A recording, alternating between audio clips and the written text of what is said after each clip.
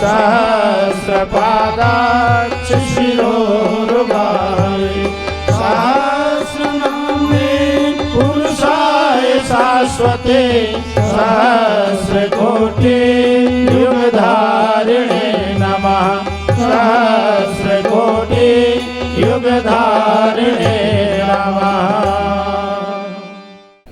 ये बड़ा सौभाग्य है कि आज हमारे मध्य देव संस्कृति विश्वविद्यालय के कुलाधिपति अखिल विश्व गायत्री परिवार के प्रमुख श्रद्धेय डॉक्टर साहब यहाँ पर उपस्थित हैं। आप सब आज उनके मार्गदर्शन में गुरु दीक्षा ग्रहण करेंगे। श्रद्धेय डॉक्टर साहब मेडिकल साइंस से जिन्होंने गोल्ड मेडल प्राप्त करके एमडी की डिग्री ली थी और डिग्री लेने के बाद अमेरिका जैसे देश ने स्वयं इनको वहां आकर कार्य करने के लिए ऑफर दिया था, लेकिन परम पूज्य गुरुदेव ने आपकी क्षमता और प्रतिभा को देखा, परखा और कहा कि आप वहां जाकर तो सिर्फ अपने लिए ही काम करोगे, लेकिन एक ऐसा क्षेत्र है जो सारे समाज के लिए, सारे राष्ट्र के लिए, सारे विश्व के लिए मैं तुमको सौंप कर जाऊंगा और तुम मेरे विचारों को जन जन तक पहुंचाना। श्रद्धेय डॉक्टर साहब ने गुरु के आदेश को माना और वहां ना जाकर गुरु की सेवा में अपने जीवन को लगा दिया। और मित्रों, तब से लेकर आज तक पूर्ण समर्पण करके परम पूज्य गुरुदेव के विचारों के प्रति, परम पूज्य गुरुदेव के विचारों को न केवल भारत में बल्कि विश्व के कोने कोने में पहुंचाया। आज हमारा सौभाग्य है कि श्रद्धेय डॉक्टर साहब हमारे बीच में हैं, हमारा मार्गदर्शन करेंगे और अपने मुखार बिंदु से गायत्री मंत्र की दीक्षा देंगे। प्रताप नेगी जी, जिला कल्याण अधिकारी कुल्लू के, श्रद्धेय डॉक्टर साहब का माल्यार्पण से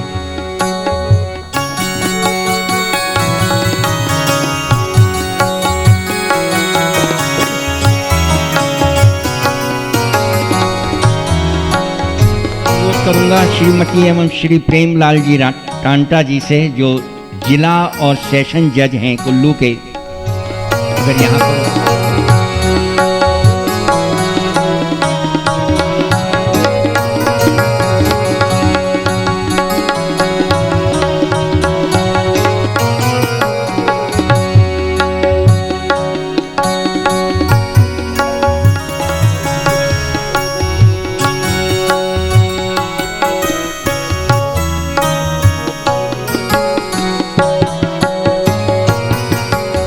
गुरु की शक्ति क्या होती है और गुरु के बगैर, कहते हैं निगुरा एक बहुत बुरी गाली होती है। जिसके कोई गुरु नहीं होता उसको निगुरा कहते हैं। और गुरु के बगैर कहीं भी आगे नहीं बढ़ा जा सकता। आप देखते हैं ना, जब बच्चा छोटा होता है और विद्यालय में जाता है तो उसको गुरु ही है जो ज्ञान देता है, और जब वो बड़ा होता है तो वो दूसरा गुरु ले लेता है, दूसरा गुरु बना लेता है। दत्तात्रेय के स्वयं 24 गुरु थे और उन्होंने उन सभी 24 से ज्ञान प्राप्त किया था। और इसीलिए कहते हैं कि बिना गुरु के ज्ञान नहीं हो सकता। इसलिए एक गीत आपके सामने प्रस्तुत कर रहे हैं, गुरु बिन ज्ञान नहीं रे। गुरु बिन ज्ञान न उपजे, गुरु बिन मिटे न भेद, गुरु बिन संशय न मिटे। जय जय जय गुरुदेव। गुरु बिन ज्ञान नहीं रे, गुरु बिन ज्ञान नहीं रे। अंधकार बस तब तक ही है, अंधकार बस तब तक ही है, जब तक है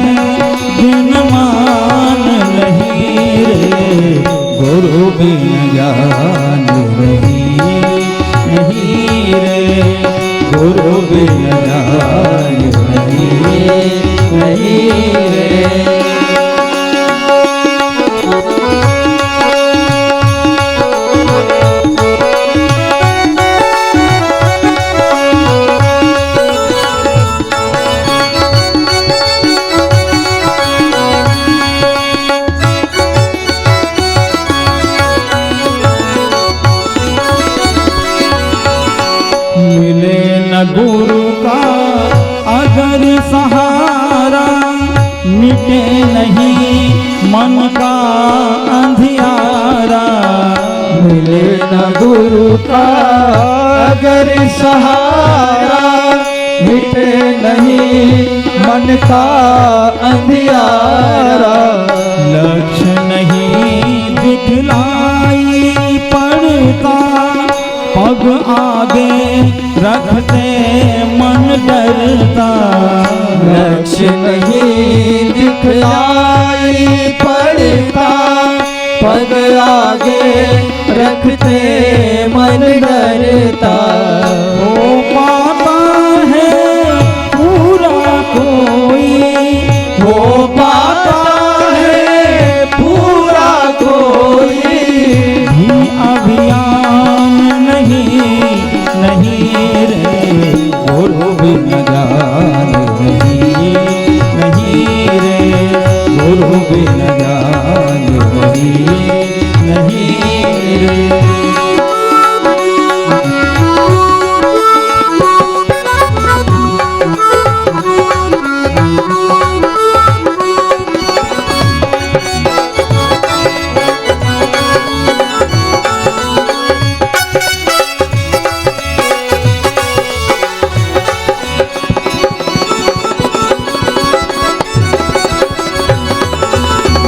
जब तक रहती गुरु से दूरी, होती मन की प्यास न पूरी। जब तक रहती गुरु से दूरी, होती मन की प्यास न पूरी। गुरु मन की पीड़ा हर लेते, दिव्य सरस जीवन कर देते। गुरु मन की पीड़ा हर लेते, दिव्य सरस जीवन कर देते। गुरु बिन जीवन होता ऐसा, गुरु बिन जीवन होता ऐसा, जैसे प्राण नहीं रे गुरु बिन ज्ञान नहीं रे गुरु बिन ज्ञान नहीं रे।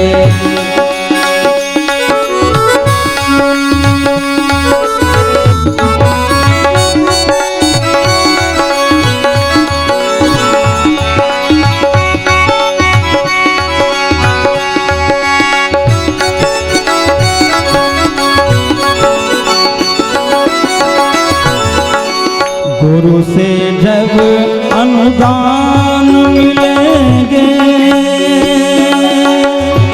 गुरु से जब अनुदान मिलेंगे, गुरु से जब अनुदान मिलेंगे, गुरु से जब अनुदान मिलेंगे, अति पावन परिणाम मिलेंगे।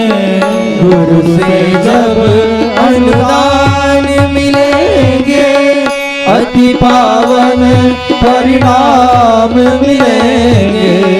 टूटेंगे भव बंधन सारे, खुल जाएंगे प्रभु के द्वारे। टूटेंगे भव बंधन सारे, खुल जाएंगे प्रभु के द्वारे। क्या से क्या तुम बन जाओगे, क्या से क्या तुम बन जाओगे।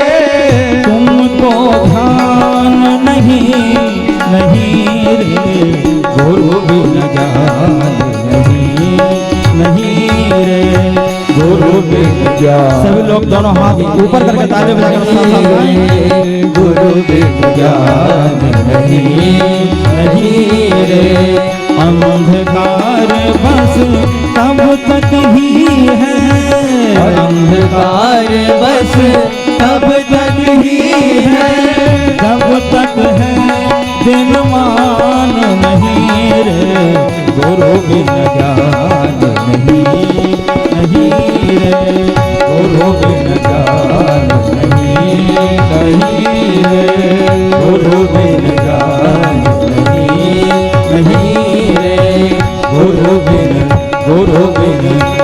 बिन ज्ञान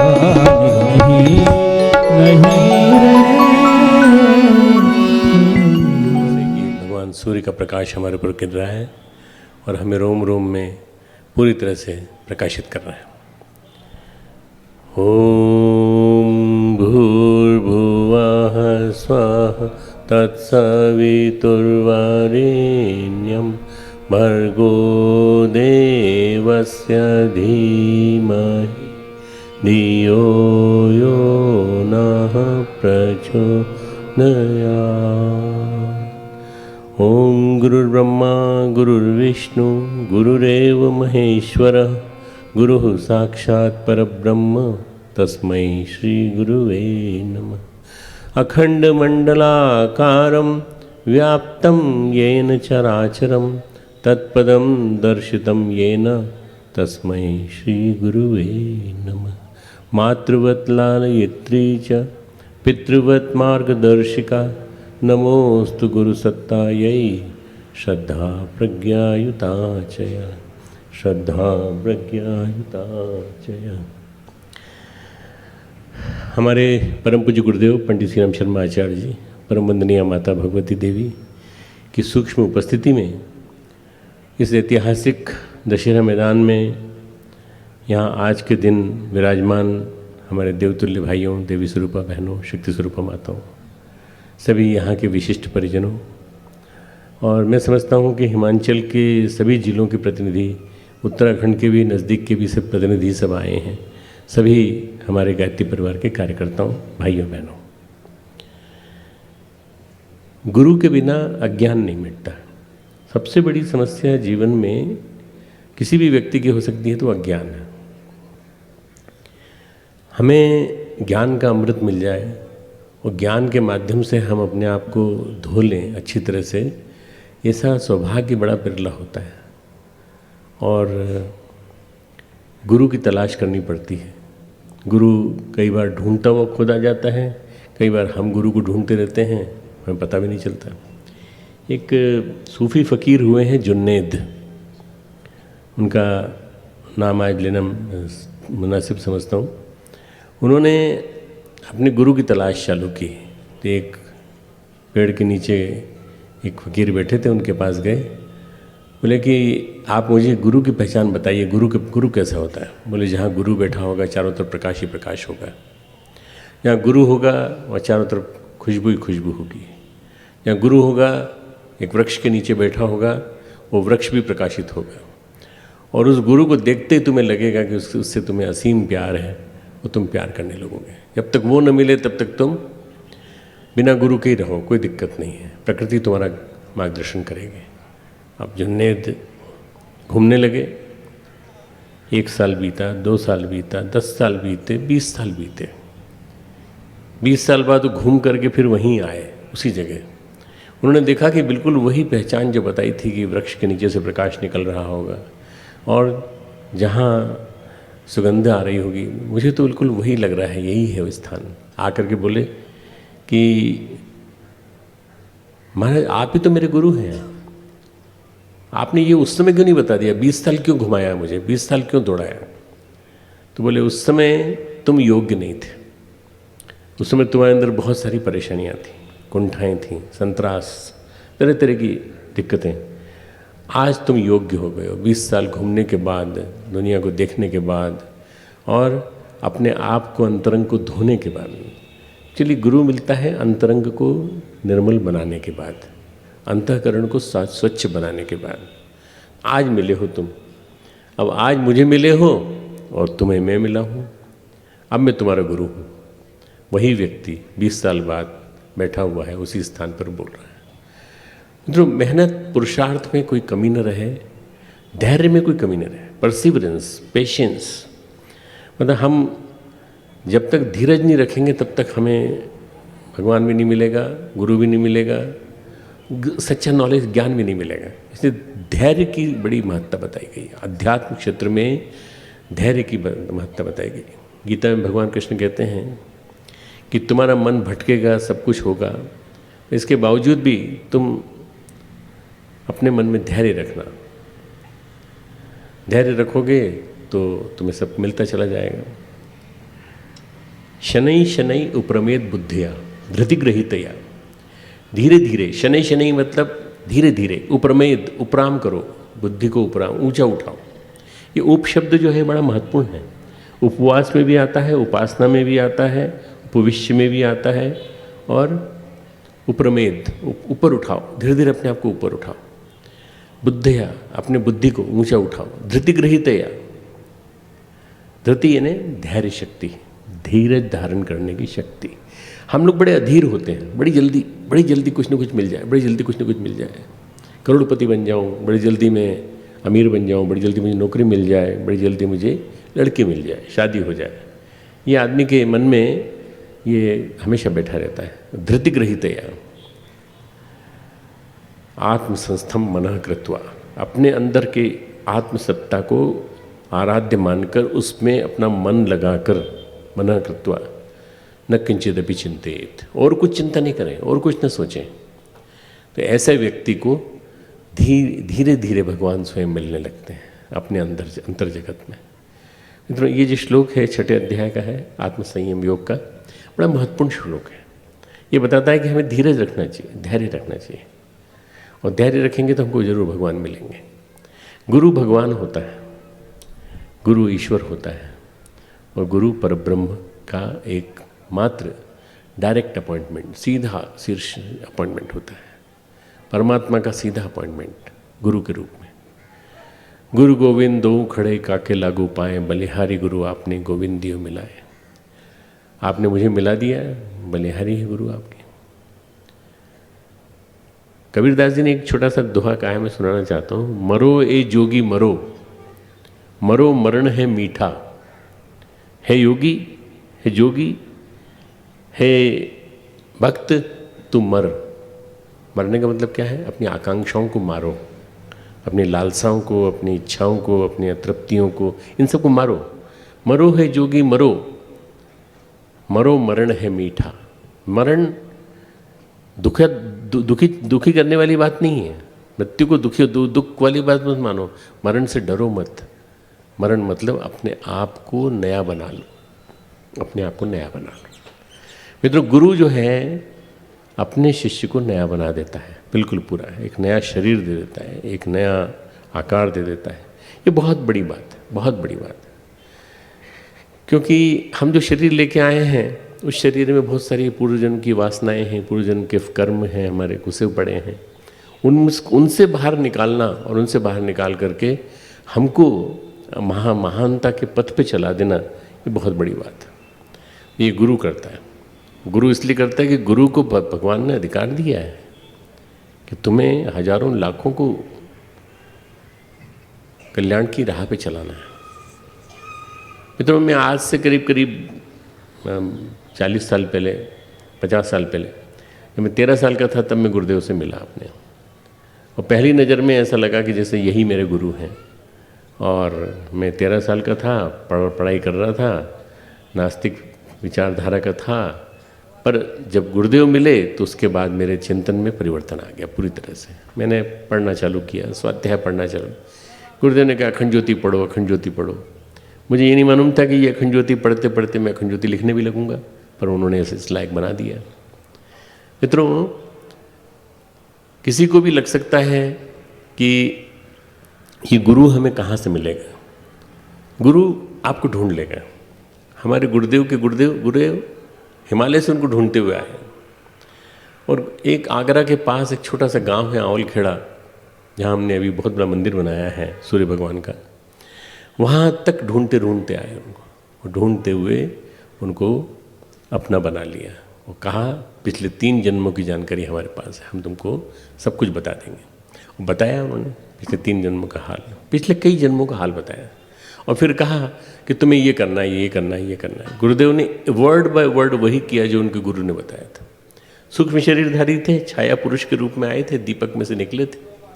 हमने उनकी स्मृति में एक स्मारक बनाया है, बहुत ही सुंदर स्मारक। आप कभी जाएंगे तो आप देखेंगे तो लगेगा। आंवल खेड़ा नाम का गाँव है, आगरा से 20 किलोमीटर दूर, और अब तो एक्सप्रेसवे से जुड़ गया है तो बहुत ही बढ़िया है, नज़दीक है। हरिद्वार से 6 घंटे का रास्ता है, दिल्ली से 2 घंटे का रास्ता है।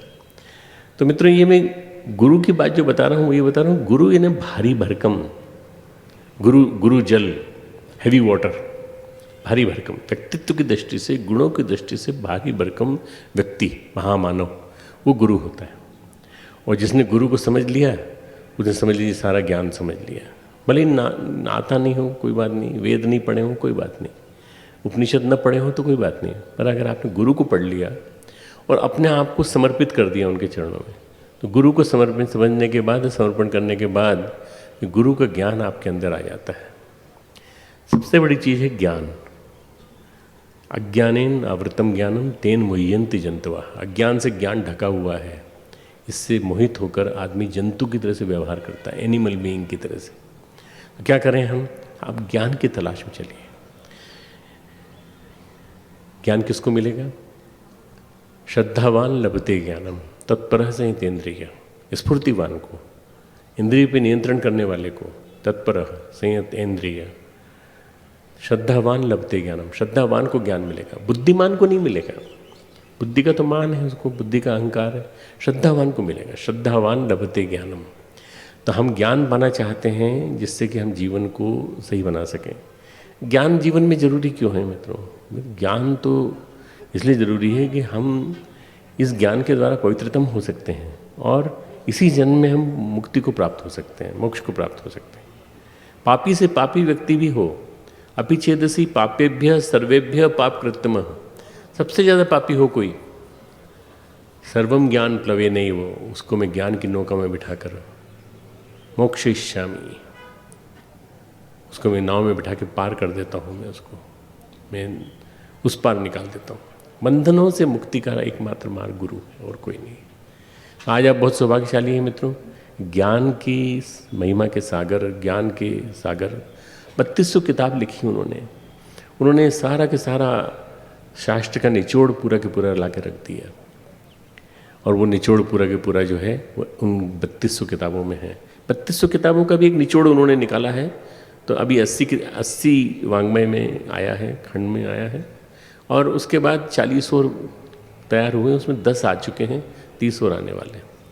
हम लोग कोशिश कर रहे हैं कि उसको प्रस्तुत कर सकें जल्दी से जल्दी। इनका भी निचोड़ एक है 20 किताबों में, छोटी छोटी किताबें 40-40 पेज की, क्रांतिधर्मी साहित्य। आप उनको पढ़ लेंगे तो आपका जीवन बदल जाएगा, आपको बहुत अच्छा लगेगा। मैंने मित्रों इन किताबों का संपादन किया है और मैं जानता हूँ कि इन किताबों में कितना कुछ भरा पड़ा है।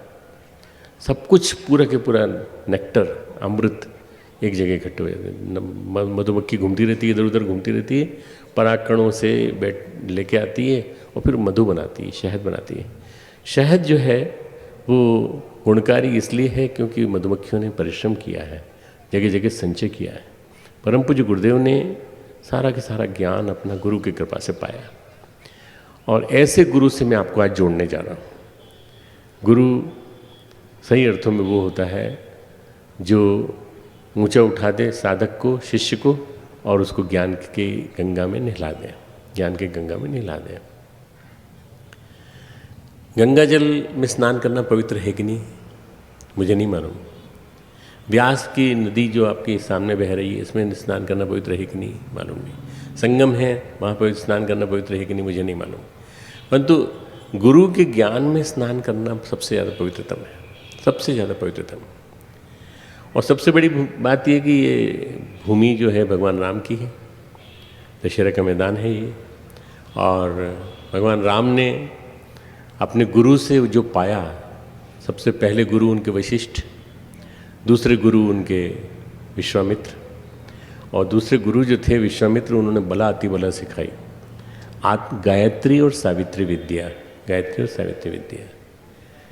बहुत यंग थे, 12-14 साल के, और दशरथ के पास जाके उन्होंने कहा विश्वामित्र ने, राजन मोह छोड़ो, इनको मुझे सौंप दो, मैं इनसे नया युग का निर्माण कराऊंगा, तो मुझे दे दो। बड़े दुखी हुए, मोहित थे, बच्चों को बहुत प्यार करते थे, तो उन्होंने कहा कि मैं इन बच्चों को नहीं जाने दे सकता अपने पास से, क्योंकि ये मैं इनको बहुत जान से भी ज़्यादा प्यारे हैं। तो बोले नहीं, इनको तपने दो, इनको कठोर तपस्या से गुजरने दो। और उसके बाद जब वो लेके गए विश्वामित्र, तो उन्होंने मित्रों ताड़का सुबाहु मारिच सबको मारा, उनको सारी की सारी विद्याएं दी, सारे के सारे दिव्य अस्त्र दिए, दिव्य मंत्र दिए, जिसके माध्यम से उनको आगे चल के रावण को मारना था। अंततः लक्ष्य था कि भारत को अनीति से, असुरता से मुक्त करना है। और उसी प्रक्रिया में एक गुरु ने उनको ढाला, विश्वामित्र ने। उसके बाद उनको कई ऋषि मिले वनवास में, और उस वनवास में जो जितने गुरु मिले, जितने शिष्य मिले, जितने ऋषि मिले, उन ऋषियों के साथ मिलकर के उन्होंने बहुत बड़ा काम किया। उन ऋषियों के साथ मिलकर के ज्ञान का आदान प्रदान किया। ज्ञान की भूमि, ज्ञान पारस है। ज्ञान जिसको छू जाता है उसको सोना बना देता है। ज्ञान की महिमा अपरंपार है। तो मित्रों, आप लोगों को भी सोचना चाहिए कि ज्ञान हमारे जीवन में आ जाए किसी तरह से। अब हम लोग क्या करते हैं, न्यूज़पेपर पढ़ते हैं, उसी को ज्ञान समझ लेते हैं, मैगजीन्स पढ़ते हैं, मैगजीन्स को ज्ञान समझते हैं। लेकिन ये सब जो है ये जानकारियाँ हैं। शिक्षा जानकारी है, बम्बार्डमेंट ऑफ नॉलेज है, बम्बार्डमेंट ऑफ इंफॉर्मेशन है, और एनसाइक्लोपीडिया ये भी बम्बार्डमेंट ऑफ इंफॉर्मेशन है। पर जो असली नॉलेज है, असली ज्ञान है, वो हमारे शास्त्रों में लिखा है, हमारे ग्रंथों में लिखा है। वो गुरु की कृपा से मिलता है। अगर आपको मिल भी जाए तो अंदर तक नहीं जाएगा वो, उसको गुरु की कृपा चाहिए। आज मैं आपको अपने गुरु से जोड़ रहा हूँ, जिन्होंने 1911 में जन्म लिया, और अभी हमने 2011 में उनकी जन्म शताब्दी मनाई, और उसके बाद उन्होंने 1990 में शरीर को गायत्री माता के चरणों में गायत्री जयंती के दिन छोड़ दिया। मतलब गायत्री एक ऐसी चीज है जिसको कि उनके जैसा व्यक्ति ही वहन कर सकता था। गायत्री ज्ञान की गंगा है। भगीरथ ऊपर से, स्वर्ग से उतरी हुई गंगा को लेकर के चले थे, और अपने पितरों को शाप से मुक्त कराने के लिए। हमारे गुरुदेव आज विश्व भर में छाई हुई जो अनास्था, विषाक्तता, असुरता, इन सब से मुक्त कराने के लिए सारे विश्व को युग शक्ति गायत्री बनाने के लिए निकले हैं।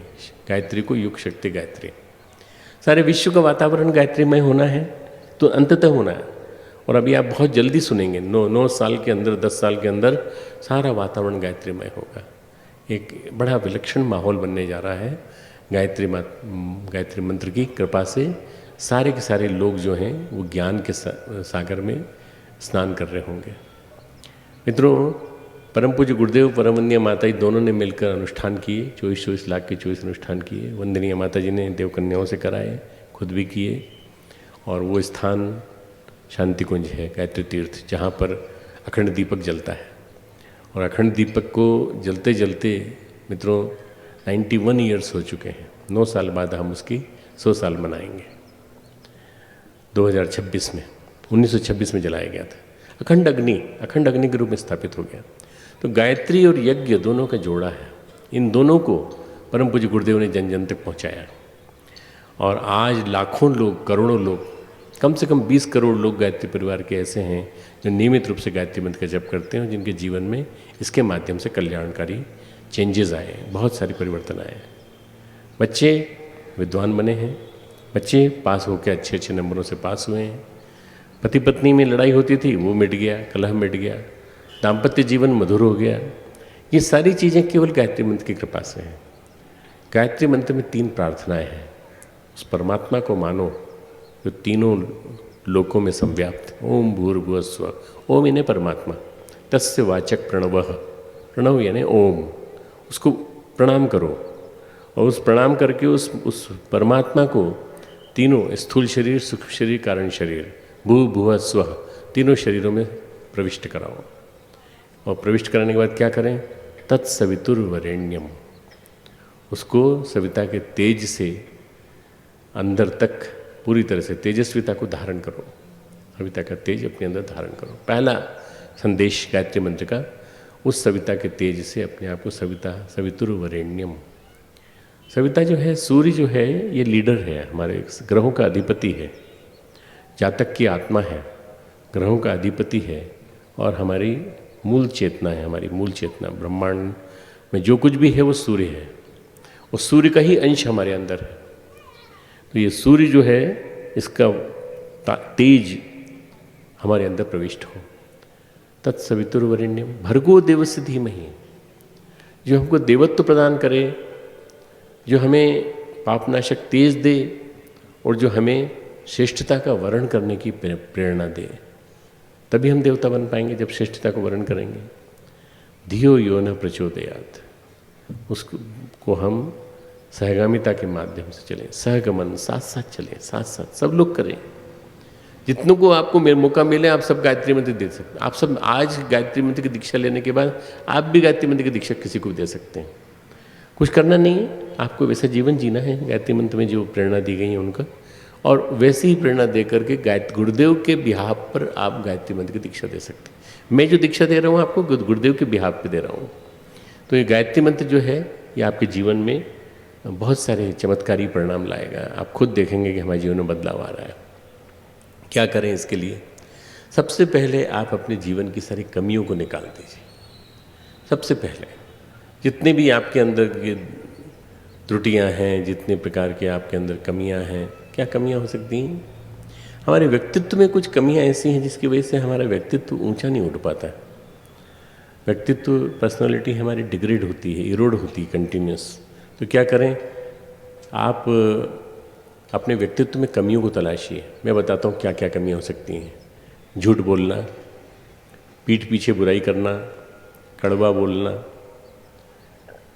इधर की बात उधर करना, उधर की बात इधर करना। आपका सम्मान घटता चला जाता है और आपकी पर्सनालिटी में एक कलंक लग जाता है कि आप जो हैं इधर को इससे इसको लड़ाते हैं और जब भी बोलते हैं झूठ बोलते हैं।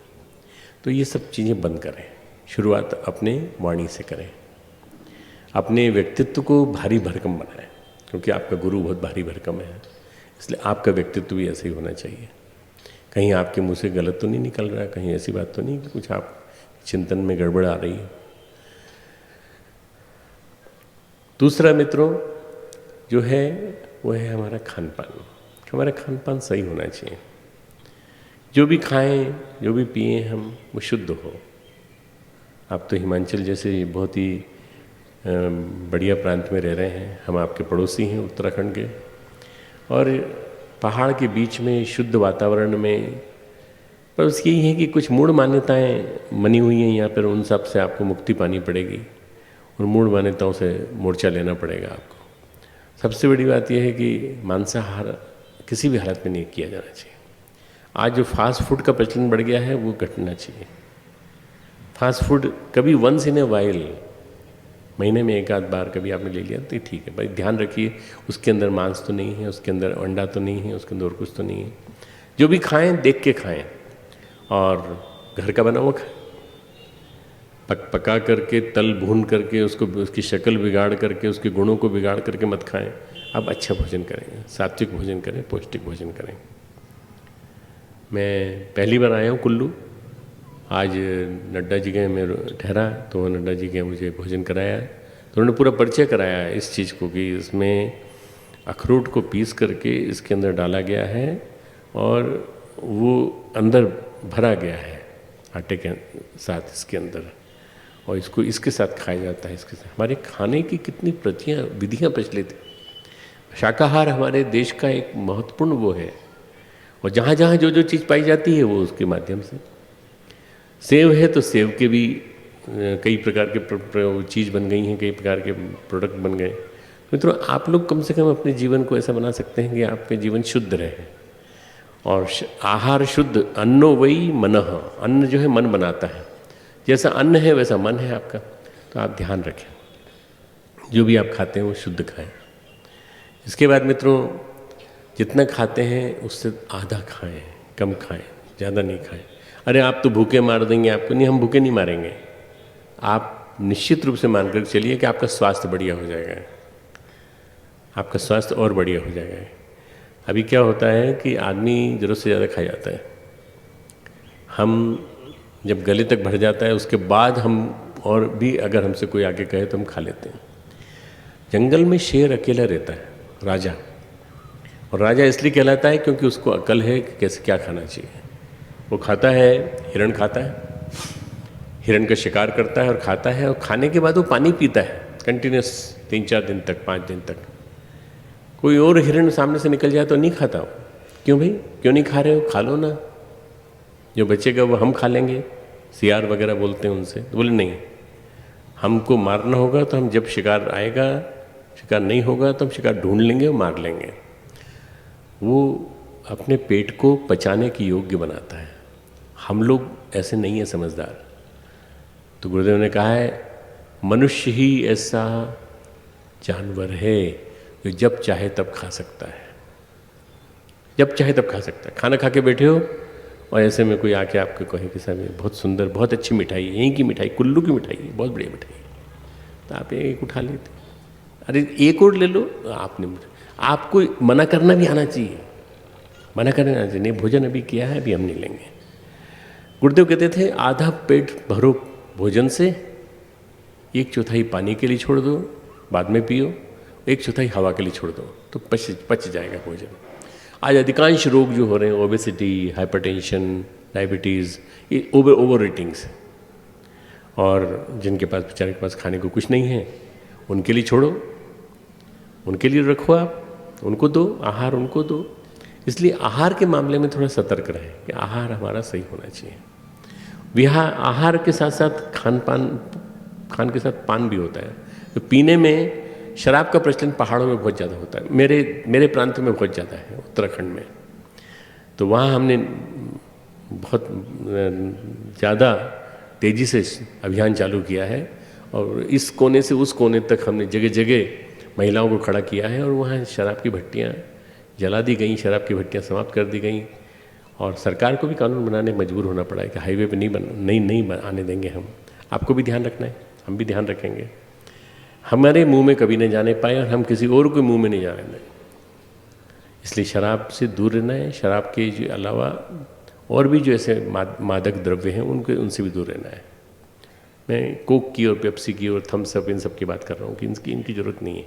आप फलों का रस पीजिए ना, आप जिस प्रांत में रहते हैं फल ही फल हैं यहाँ पे, फलों का रस पीजिए। फल बहुत पोषक होते हैं, फलों के रस से आपका शरीर जो है अच्छी तरह पुष्ट रहेगा। तीसरी बात मित्रों, दिखावा नहीं करना, दिखावे की वृत्ति को समाप्त करना। आप ये मान करके चलिए कि दिखावा जो है ना सबसे ज़्यादा कष्टकारी चीज़ है। हम प्रदर्शन की दृष्टि से अपव्यय करते हैं, पैसा खर्च करते हैं, अनाप शनाप खर्च करते हैं। शादी ब्याह में भी खूब सारे हम खर्चे करते हैं। ऐसा क्या ज़रूरत है आपको दिखाने की कि आप सबसे अमीर हैं इस परिवार के? कोशिश करिए दिखावा नहीं करिए। जो पैसा बचे भगवान काम में लगा दीजिए, जो पैसा बचे भगवान काम में लगा। शांति कुंज में 1.5 लाख से ज़्यादा आदर्श विवाह हुए हैं 1 रुपये में। बस सारी व्यवस्था हम लोग करते हैं, वो जो डोनेशन में दे जाते हैं वो हम रख लेते हैं, और बाकी 1 रुपये में व्यवस्था होती है, और कुछ नहीं, किसी चीज़ की ज़रूरत नहीं है। दिखावा करने की क्या ज़रूरत है? कितना खर्चा करते हैं शादी ब्याह में। तो मैं कोशिश करेंगे इन 3 बुराइयों में से एक बुराई तीनों की छोड़ना है आपको, तो आप अच्छे बन जाएंगे, आप योग्य बन जाएंगे। अब 5 शर्तें हैं। एक है उपासना, दूसरी है साधना, तीसरी है आराधना। उपासना भक्ति योग, साधना ज्ञान योग, आराधना कर्म योग। उपासना को आप ये मान करके चलिए कि आपको परमात्मा के पास बैठने की कला सीखनी है। माला करनी, गायत्री मंत्र की माला, और माला करनी है मन लगा के करनी है। कई बार लोग उठा के देखते हैं कितनी हो गई, फिर नीचे रख लेते हैं, फिर उठा के देखते हैं कितनी हो गई, फिर नीचे रखते हैं। कोई फ़ायदा नहीं। ऐसी माला करने से क्या फ़ायदा है? आपको करना है तो मन लगा के करिए। अगर 5 माला करनी है तो 25 मिनट तक उठाना ही नहीं, ध्यान ही नहीं हटाना है। 1 माला करनी है तो 5 मिनट तक, 6 मिनट तक आप आराम से मन लगा के ध्यान कीजिए। इष्ट आराध्य का, आपके गुरु का, आप गायत्री माता का, सूर्य भगवान का, इनका ध्यान कीजिए तो आपको लाभ मिलेगा। आपको गायत्री मंत्र आपके जीवन में प्रविष्ट होगा। तो आपको उपासना में 3 माला मिनिमम, आत्म कल्याण के लिए 1 माला, लोक कल्याण के लिए दूसरी माला, समाज में छाई हुई विपत्तियों के निवारण के लिए, समष्टिगत विपत्तियों के निवारण के लिए। कितनी आपदाएं आती हैं बताइए। व्यास नदी में कितनी आपदाएं आई हैं, कितनी भूस्खलन हुए हैं, कितनी बाढ़ आई हैं। ऐसी समष्टिगत विपदाएं आती रहेंगी समय समय पर। उनके निवारण के लिए हम 1 माला हमारी भी लगे। भगवान ये कहेगा कि इसने दूसरों के लिए किया है, इसलिए इसके लिए मैं करूँगा। इसलिए आप ध्यान रखिए कि 1 माला अतिरिक्त, 1 माला आत्म कल्याण, दूसरी माला लोक कल्याण के लिए, और तीसरी माला समष्टि में छाई जो विभीषिकाएँ हैं उनके निवारण के लिए। कहीं भूकंप हो रहा है, कहीं आर्सन्स हो रहा है, दंगे हो रहे हैं, कहीं सांप्रदायिक दंगे हो रहे हैं, कहीं कुछ हो रहा है, तो लोगों की बुद्धि सही हो, बस ये प्रार्थना करते हुए आप करें। मित्रों, 3 माला में भाव ये रहे कि ध्यान हमारा भगवान के ऊपर रहे, इसलिए उपासना में ध्यान ज़्यादा जरूरी है। उपासना के साथ जुड़ा है ध्यान, और ध्यान जो होता है वो होता है अपने आप का, अपने आप की सत्ता का, अपने अंदर बैठे परमात्मा का। ध्यान का मतलब होता है अपने अंतर जगत में स्नान, अपने अंतर जगत में परमात्मा को स्नान कराना। हम ध्यान तो करते हैं, आँख तो बंद करते हैं, पर मन नहीं लगता। मन लगे जब तक आप करिए, पर अगर मन न भी लगे तो भी जब करिए, मन नहीं लगे तो भी करिए। 3 माला करिए, 3 माला में 15 मिनट लगते हैं। हमारे महर्षि अनिर्वाण जिन्होंने जप के ऊपर लिखा है, जपात सिद्धि जपात सिद्धि जपात सिद्धि न संभव न संशय, जपात सिद्धि जपात सिद्धि जपात सिद्धि न संशय। संशय मत करना, जब से सिद्धि मिलेगी अग्निचक्र, मुक्का अग्निचक्र प्रज्वलित होगा। तो ये जप जो है बहुत बड़ी प्रक्रिया है। अगर आप करेंगे तो आप चाहे तो राम मंत्र का भी जप कर सकते हैं। र जो है ब्रह्मा के प्रतीक है, आ जो है की मात्रा जो है वो विष्णु के प्रतीक है, और म शिव के प्रतीक है। तीनों ब्रह्मा विष्णु महेश तीनों वहाँ बैठे हुए। राम मंत्र रामायण के पन्ने खोल के देख लीजिएगा, 8वें 10वें पन्ने पर सब लिखा हुआ, राम की महिमा लिखी हुई है, राम मंत्र की महिमा। तो राम मंत्र छोटा मंत्र है, कोई दिक्कत नहीं, परेशानी, वो भी कर सकते हैं। आपको जो मंत्र अच्छा लगता हो वो मंत्र कर लीजिए, पर सब गायत्री मंत्र महामंत्र है, गुरु मंत्र है, इसलिए उसको करने के लिए बोल रहा हूँ। दूसरा मित्रों साधना। साधना का मतलब होता है अपने आप को साध लेना, अपने आप को कंट्रोल करना है, अपने आप पे नियंत्रण, अपने आप पे अपना नियंत्रण, अपना खुद का नियंत्रण। तो नियंत्रण पहला चालू होता है इंद्रियों से। इंद्रियों पे नियंत्रण, खान पान पे जो मैं बोल चुका ऑलरेडी, वाणी पे नियंत्रण आपका रखना चाहिए, सेंसुअल डिजायर्स पे, काम वासना पे नियंत्रण वो आपको रखना पड़ेगा, वही पतन की ओर ले जाती है। त्रिविधस्य नरकस्य इदम द्वारम नाशनम आत्मना। आत्मा के नाश के लिए 3 दरवाजे हैं, काम क्रोध तथा लोभ। काम क्रोध और लोभ, तस्मात् एतत्त्रयम् त्यजेत। 17वें अध्याय में गीता के लिखा है कि इन सबको छोड़ दो, इनसे छूटोगे तो तुम बचोगे। पर क्या होता है, हम लोग या तो क्रोध के बल में आ जाते हैं, काम के बल में आ जाते हैं, या लोभ के बल में आ जाते हैं। यही वासना बनते हैं अंततः हमारी। तो मित्रों, ये सबसे पहला नियंत्रण है अपने ऊपर, अपना नियंत्रण, काम वासना पे नियंत्रण, आहार पे नियंत्रण और वाणी पे नियंत्रण। दूसरा इस संयम को कहा गया है, आपका जो ये वाला संयम है, इसको कहा गया है आपका जो जीवन का जो आधार है उस पे नियंत्रण आपका होना चाहिए। जीवन का जो आधार है भोजन, इस पे नियंत्रण, यानी इंद्रियां जो हमारी हैं वो यहाँ से चलती हैं, उन पे नियंत्रण। दूसरा है मित्रों समय पे नियंत्रण, टाइम मैनेजमेंट। आपने देखा होगा कि हम कल रात को आए दिल्ली, और कल रात को हम सो के हम 3-4 घंटे के अंदर सो करके सीधे उठे, और उठ करके हम नहीं साहब आप तो आराम से सो लेते, फिर उसके बाद फ्लाइट पकड़ लेते। फ्लाइट नहीं मिलती, फिर फ्लाइट नहीं मिलती, सुबह मिलती फ्लाइट अर्ली मॉर्निंग। तो हम 4:30 बजे 5 बजे एयरपोर्ट आ गए, और एयरपोर्ट आकर के आपके पास आ गए, नहीं तो नहीं आ पाते। समय पे नियंत्रण, समय पे। शांति कुंज कभी आप आएंगे तो देखेंगे कि वहाँ टाइम मैनेजमेंट इतना फॉलो होता है, इतना बढ़िया ढंग से फॉलो होता है कि आप देखेंगे कि सब चीज़ समय पे, सुबह से लेकर शाम तक, ध्यान, नादयोग, भोजन, प्रवचन, लेखन, ज्ञान, सब कुछ पूरा के पूरा सब नियम से चलता है। सारे शिविर चलते हैं कंटिन्यूस, और आप वहाँ आएंगे 9 दिन के शिविर में, 5 दिन के शिविर में, 1 महीने के शिविर में, तो आप देखेंगे कि बहुत बढ़िया व्यवस्थित ढंग से चलता है। तो टाइम मैनेजमेंट हमारे देश की सबसे बड़ी संपत्ति है। समय को जो बचाएगा वो सबसे बड़ी चीज़ है, समय बचाना सीखें। तीसरा है मित्रों जो आपको बचाना चाहिए वो है विचार। विचार कहूँ, विचारों का संयम, विचारों पे नियंत्रण। अभी आप लोग इतने सारे लोग बैठे हैं यहाँ पे, सबको लग रहा होगा कब यज्ञ शुरू होगा, ये दीक्षा का प्रवचन लंबा हो रहा है थोड़ा सा। यज्ञ हो तो हम जाएं, भोजन करें, मन में ये रहता है। ये क्या, ये विचार भाग रहे हैं, आपके विचार भगाते हैं हमको। विचारों को आमंत्रित करने की और विचारों पर नियंत्रण करने की कला सीखिए। आप अनावश्यक चीज़ कोई नहीं सोचेंगे, केवल एक ही चीज़ सोचेंगे जो सुन रहे हैं वो, बस, और कुछ नहीं। विचारों का संयम, थॉट कंट्रोल, थॉट मैनेजमेंट। और लास्ट है अर्थ संयम, पैसे पे कंट्रोल। अनाप शनाप खर्च मत कीजिए, समझदारी से खर्च करिए। और आप पैसे को ये मान के चलिए कि अर्थ की शक्ति बहुत बहुत महत्वपूर्ण है। उस अर्थ की शक्ति को समझोगे आप तो आपको पता चलेगा कि वास्तव में मोदी जी ने डिमोनेटाइजेशन किया है, उसके बाद लोगों ने अर्थ की शक्ति समझी, तब जाकर के समझ में आया कि एक पैसा इकट्ठा करते हैं आप सब लोग, पूरा समाज संभाल करके रखते हैं सबके सब पूरे। आप भी अर्थ को समझिए, क्यों आप जो बचाएंगे उस सब समाज की सेवा कर सकेंगे। आप अनाथालयों में जा सकेंगे, आप ओल्ड एज होम में जा सकेंगे, वहाँ जाके सेवा कर सकेंगे। आप गौशाला जा सकेंगे, गौशाला जाके गौ माता की सेवा कर सकेंगे। मंदिर में जाएंगे, वहाँ पे अच्छे अच्छे प्रोजेक्ट चल रहे हैं, उनको करेंगे। तो ये आपसे हो सके तो आप करिएगा। मित्रों, हमारा एक शक्तिपीठ है यहाँ पे कटराइन, यहाँ से 10-12 किलोमीटर दूर पे। आप कभी वहाँ जाइए, वहाँ जाके देखिए, अच्छी प्रवृत्तियाँ चल रही हैं, उसमें भी आप मदद कर सकते हैं। एक यहाँ प्रज्ञापीठ बना है कुल्लू में, उसमें भी आप जाके देखिएगा कितनी अच्छी प्रवृत्तियाँ चल रही हैं। आगे मौका लगेगा तो फिर हम इस क्षेत्र में और भी विस्तार करेंगे, काम का विस्तार और करेंगे। तो मित्रों, 4 संयम हैं, इन 4 संयम का ध्यान रखिएगा। ये है जीवन साधना, 24 घंटे की साधना।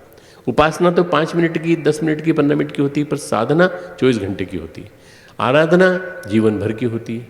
आराधना यानी सेवा, अपना सुधार, अपने आप को सुधारो, सामने वाले को भी सुधारो, उसको अच्छे विचार दो, अच्छे विचारों के साथ जोड़ो उसको।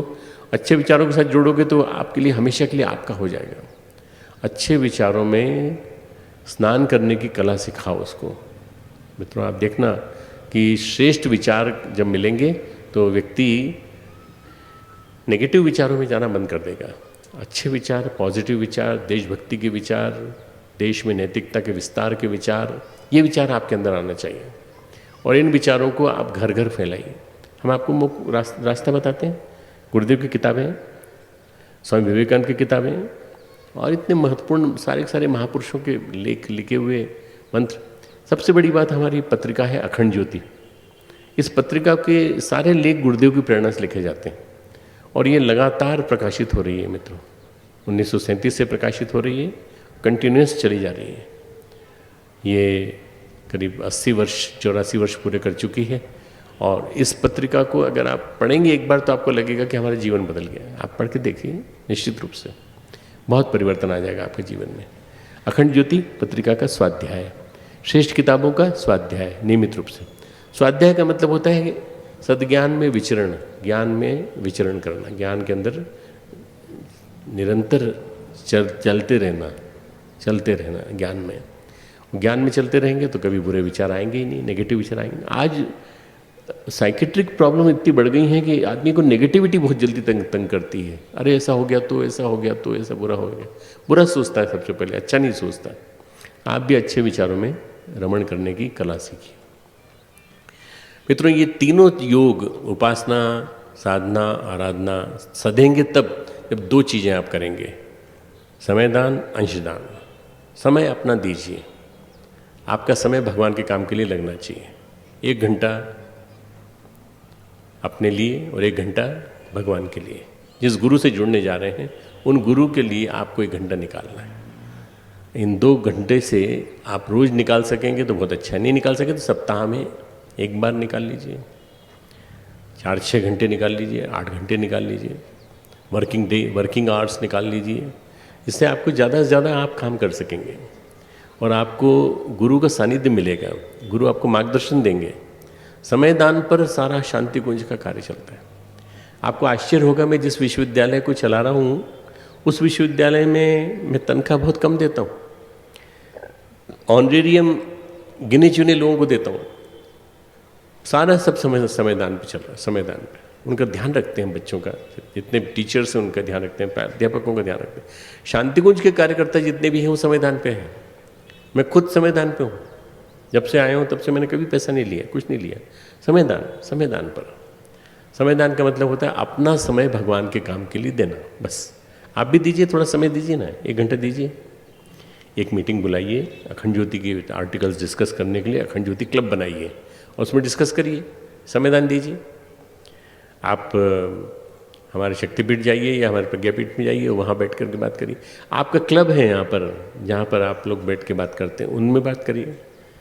कुल्लू में पर्यटन खूब है और पर्यटन की वजह से वातावरण भी दूसरे तरह का होगा, परंतु आप इस वातावरण को बदलने के लिए आध्यात्मिकता का वातावरण बनाने की कोशिश करिए। मित्रों, अंतिम चीज़ है अंशदान। अपनी कमाई का एक हिस्सा भगवान के काम के लिए निकालना। अगर आप देंगे तो आपको मिलेगा। क्या करें? दीक्षा बिना पैसे के देने से नहीं होती, बिना अंशदान के नहीं होती। कितना दें? अपनी कमाई का एक हिस्सा। 1 दिन की कमाई, 30 दिन की कमाई में से 1 दिन की कमाई, बस। यदि आप ये सीख लिया आपने कि अपनी कमाई का एक हिस्सा देना है भगवान के काम के लिए, तो आप देखिए भगवान न जाने कितना देगा। शतहस्तम समाहार सहस्त्रहस्तम संकीर्ण। 100 हाथों से कमाओ, 1000 हाथों से बांटो, भगवान कहते हैं, उपनिषद कहता है, वेद कहते हैं। 100 हाथों से कमाओ, 1000 हाथों से बांटो, तुमको वापस मिलेगा, वापस लौट के आएगा। बादल जब बनते हैं समुद्र से, तो वो ये नहीं सोचते कि हम देने जा रहे हैं।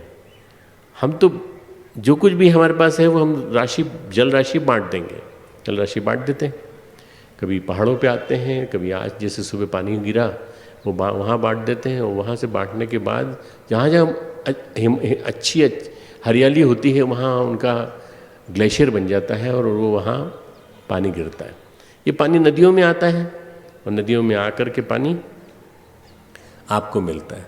पर समुद्र जो है उस खाली नहीं रहता, समुद्र में वापस चला जाता है पानी वो।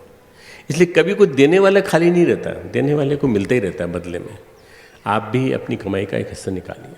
हम लोग शांति कुंज एकमात्र ऐसा आश्रम है जहाँ पर खाने पीने का, रहने का, बिजली का कुछ पैसा नहीं लिया जाता, कुछ नहीं, सब आपकी श्रद्धा से दिए गए राशि से चलता है।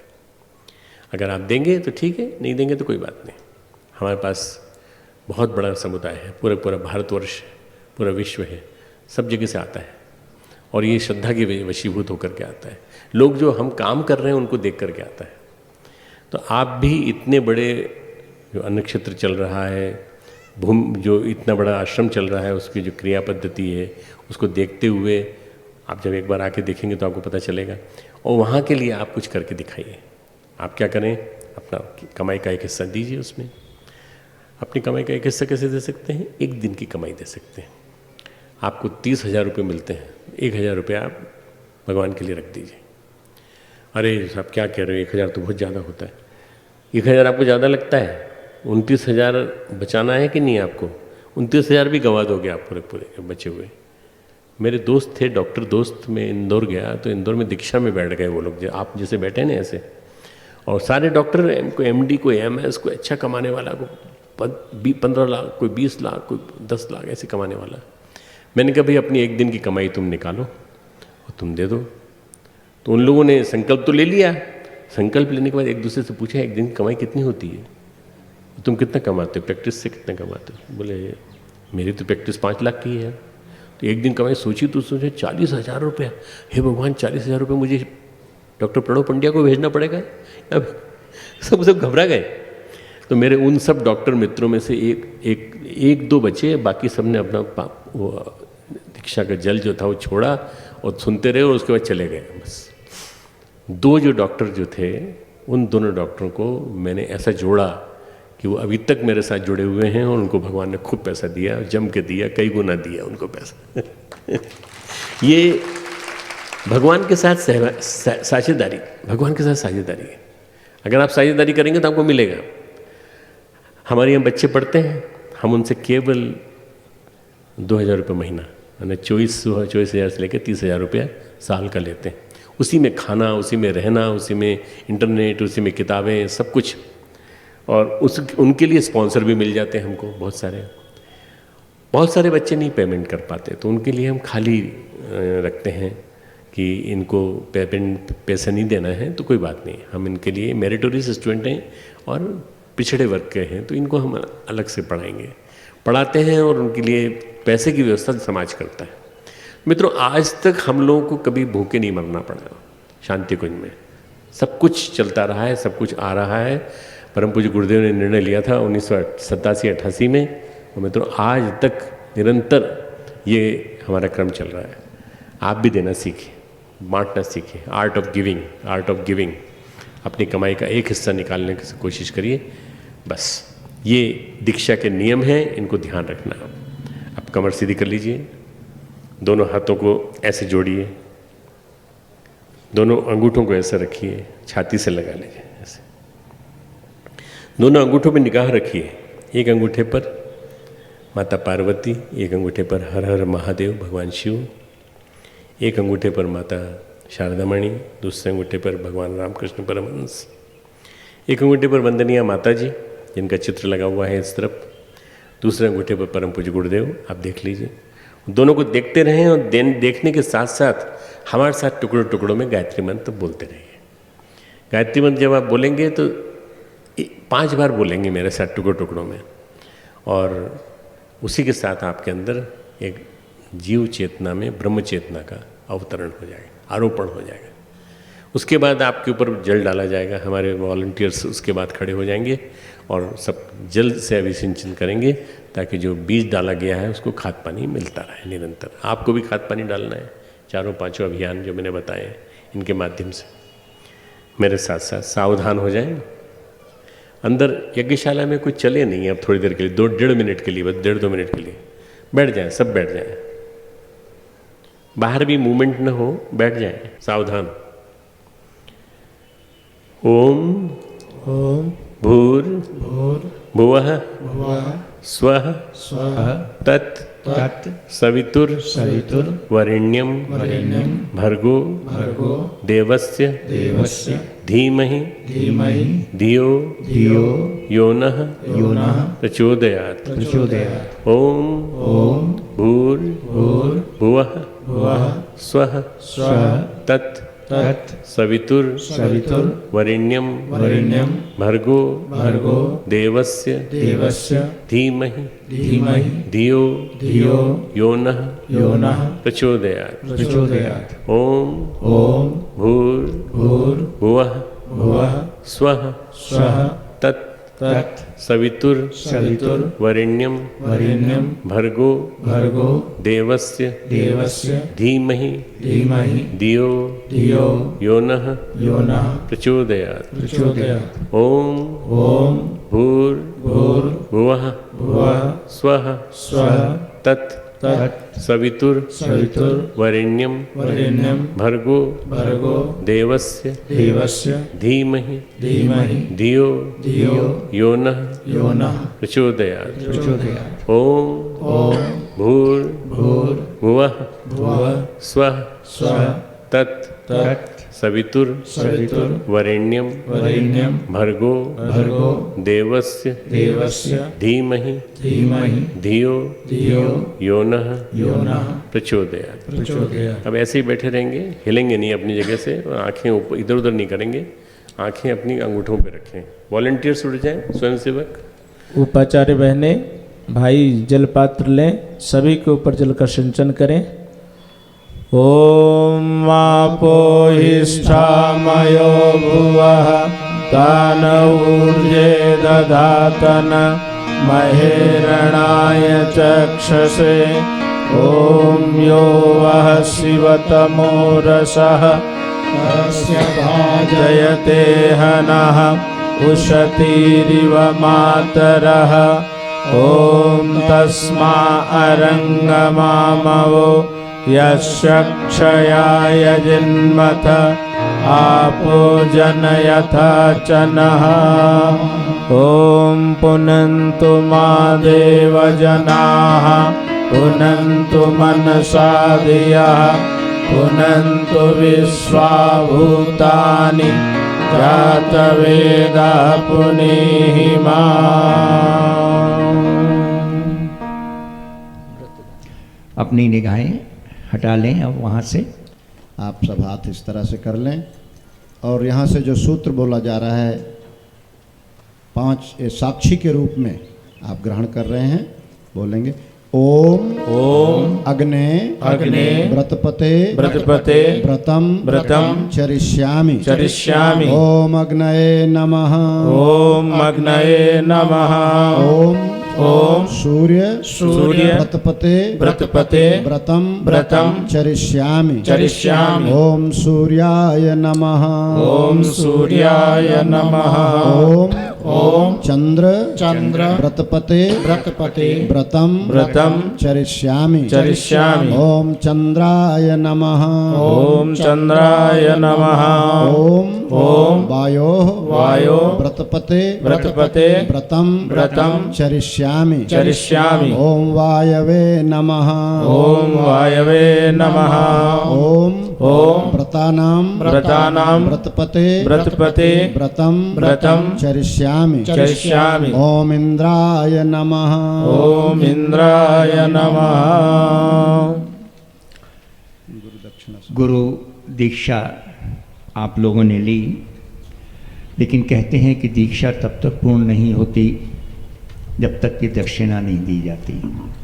अब दक्षिणा किस चीज़ की दें, प्रश्न ये भी आता है। एकलव्य ने तो अपने सीधे हाथ का अंगूठा भी दक्षिणा में दे दिया था गुरु द्रोणाचार्य को। यहाँ आपको श्रद्धेय डॉक्टर साहब ने बताया अंशदान समयदान, ये संकल्प हमने लिया और इसी संकल्प को गुरु के चरणों में समर्पित करें। अपने हाथ में पुष्प और अक्षत ले लें और जो नियमित राशि निकालने का आपका संकल्प है, उस संकल्प का अगर मन होता है तो अभी आप अपने हाथ में रख लें। और हमारी स्वयं सेविका बहनें, ये पीला दुपट्टा है, इस दुपट्टे को लेकर आपके पास आएंगे। अपने पुष्प, अपने चावल और अपनी राशि जो कुछ भी है आप उसमें समर्पित कर देंगे और वो सीधा गुरु के चरणों में शांति कुंज में। अभी आपको पूरी जानकारी दी गई कि शांति कुंज एकमात्र ऐसा आश्रम है जहाँ पर रहने का, खाने का, बिजली का, पानी का कुछ भी नहीं लगता और 1 महीने का लाखों बिजली का बिल आता है, 1 दिन का लाखों खाने का खर्चा आता है। ये सब आपके ही सहयोग से चलता है। और अभी कुछ दिनों के बाद गुरु पूर्णिमा का पर्व भी है। हम अपनी गुरु दक्षिणा गुरु पूर्णिमा के पर्व पर यहीं पर समर्पित करके गुरु के चरणों में अपनी श्रद्धा को व्यक्त कर सकते हैं। सावधान होकर बैठें, कमर सीधी कर लें, नेत्र बंद करके गुरु प्रतिमा का ध्यान करें। जिन गुरुदेव को आप दक्षिणा स्वरूप में कुछ द्रव्य अर्पित कर रहे हैं, शास्त्र का विधान है गुरु चरणों में कभी खाली हाथ नहीं जाना चाहिए। यथासंभव यथाशक्ति जो कुछ भी हो, कुछ पदार्थ, कुछ द्रव्य, कुछ फल इत्यादि समर्पित करते हुए गुरु दक्षिणा का संकल्प किया जाता है। यहाँ पर आपके पास में जो कुछ साधन उपलब्ध हैं अक्षत पुष्प सहित, बाद में उसका संकल्प करके बाद में उसकी रसीद प्राप्त कर सकते हैं। अभी आप संकल्प करें, गोत्र का स्मरण करेंगे और आज से आपका गोत्र गुरु गोत्र भी हो जाता है, भारद्वाज गोत्र। परम पूज्य गुरुदेव का गोत्र भारद्वाज है। भारद्वाज गोत्र कह करके भी ये संकल्प कर सकते हैं और ये दक्षिणा का संकल्प आजीवन निभाया जाता है। ऐसा नहीं होता कि आज संकल्प कर लिया और कल 1 महीने बाद इसको छोड़ दिया जाए। आजीवन संकल्पित होने के लिए होने का नाम ही गुरु दक्षिणा का संकल्प है। सावधान होकर सुने और गोत्र का नाम जहाँ से कहा जाए वहाँ गोत्र का नाम लेकर के मंत्र को दोहराएंगे। ओम विष्णुर्विष्णुर्विष्णु श्रीमद्भगवतो महापुरुषस्य विष्णुराज्ञा प्रवर्तमानस्य अद्य श्री ब्राह्मणो द्वितीये परार्धे श्री श्वेत वाराह कल्पे वैवस्वत मन्वन्तरे भूर्लोके जम्बूद्वीपे भारतवर्षे भरतखंडे आर्यावर्तैक देशांतर्गते हिमांचल राज्यांतर्गते कुल्लू जनपदे दशहरा मैदान स्थिते व्यास नद्यास्तटे मासानां मासोत्तमे मासे आषाढ़ मासे शुक्लपक्षे द्वितीया तिथौ सोमवासरे नितायाम अमुख गोत्रोत्पन्नः। अपने गोत्र का नाम लीजिए, अपना नाम लीजिए। यहाँ से सभी साधक याजक जो दीक्षा लिए हैं सभी को मंत्र दोहराना है। बोलिए नामाहम नामाहम श्रुति श्रुति स्मृति स्मृति पुराणोक्त पुराणोक्त फल प्राप्त्यर्थम फल प्राप्त्यर्थम मम मम कायिक कायिक वाचिक वाचिक मानसिक मानसिक ज्ञात ज्ञात अज्ञात अज्ञात सकल दोष निवारणार्थम आत्म कल्याण लोक कल्याणार्थम गायत्री महाविद्यायाम श्रद्धापूर्वकम दीक्षितो भवामि तन्निमित्तकम युग ऋषि वेदमूर्ति तपोनिष्ठ परम पूज्य गुरुदेव पंडित श्री राम शर्मा आचार्येण वंदनीय माता भगवती देवी शर्मणा च निर्धारितानि अनुशासनानि स्वीकृत्य तयोः प्राण तपः पुण्यांशं स्वान्तःकरणे दधामि तत्साधयितुं च समय प्रतिभा साधना नाम जो धन दान कर रहे हो, समय दान कर रहे हो, अंशदान मन में बोल ले। एकांशम मन संकल्पित नवनिर्माण कार्येषु प्रयुक्तुम गुरुदक्षिणायाः संकल्पम अहम करिष्ये। मस्तक से लगाएं, हाथ जोड़ करके गुरुदेव को प्रणाम करें। ओम नमोऽस्त्वनन्ताय सहस्रमूर्तये सहस्रपादाक्षशिरोरुबाहवे सहस्रनाम्ने पुरुषाय शाश्वते सहस्रकोटि युगधारिणे नमः सहस्रकोटि युगधारिणे नमः। अब उपाचार्य भाई बहन झोली बना करके ये दक्षिणा की राशि एकत्र करेंगे। स्वयं भगवान हमारे गुरु परम सौभाग्य हमारा है, परम सौभाग्य हमारा है। स्वयं भगवान हमारे गुरु परम सौभाग्य हमारा है। स्वयं भगवान हमारे गुरु परम सौभाग्य हमारा है। स्वयं नारायण नर्तन धरे हमारे बीच पधारा है। स्वयं नारायण नर्तन धरे हमारे बीच पधारा है। स्वयं भगवान हमारे गुरु परम सौभाग्य हमारा है। स्वयं भगवान हमारे गुरु परम सौभाग्य हमारा है।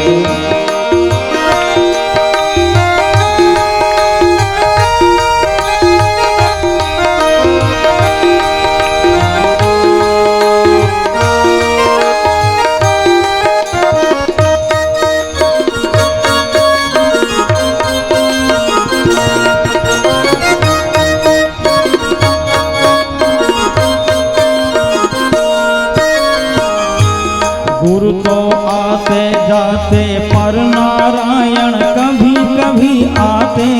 गुरु तो आते जाते पर नारायण कभी कभी आते। कभी अवतार हुआ करते पाप धरती पर बढ़ जाते। कभी अवतार हुआ करते पाप धरती पर बढ़ जाते। ब्रह्म ने स्वयं अवतरित हो धरा का भार उतारा है।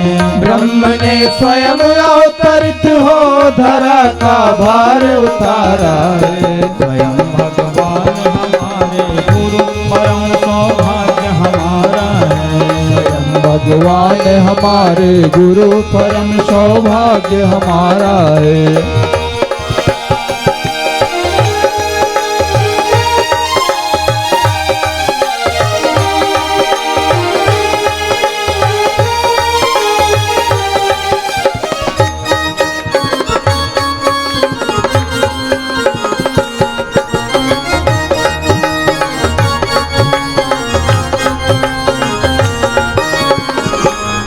सके तो दे जीवन दान, अन्यथा समय दान तो करे। दे सके तो दे जीवन दान, अन्यथा समय दान तो करे। न बन पाए यदि भामाशाह, अपेक्षित अंश दान तो करे। न बन पाए यदि भामाशाह, अपेक्षित अंश दान तो करे। समर्पित करे उन्हें प्रतिभा, उन्हीं ने जिसे संवारा है। समर्पित करे उन्हें प्रतिभा, उन्हीं ने जिसे संवारा है। स्वयं भगवान हमारे गुरु, परम सौभाग्य हमारा है। स्वयं भगवान हमारे गुरु, परम सौभाग्य हमारा है। स्वयं नारायण नर्तन धरे हमारे बीच पधारा है। स्वयं नारायण नर्तन धरे हमारे बीच पधारा